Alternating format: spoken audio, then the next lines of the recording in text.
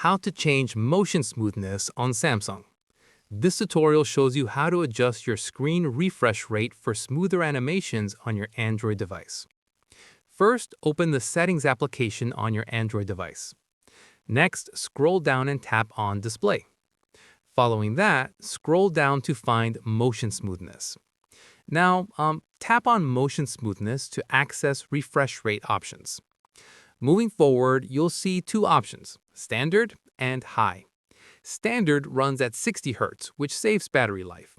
High runs at 120 Hz for smoother scrolling and animations. Tap on High if you want the smoothest experience. Alternatively, tap on Standard if you prefer better battery performance. Afterwards, tap on Apply to save your changes. Your screen will adjust to the new refresh rate immediately.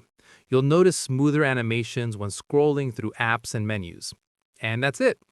If this tutorial helped you change motion smoothness on Samsung, give it a like, subscribe for more Samsung tips and tricks, and tap the bell icon for notifications. See you in the next one.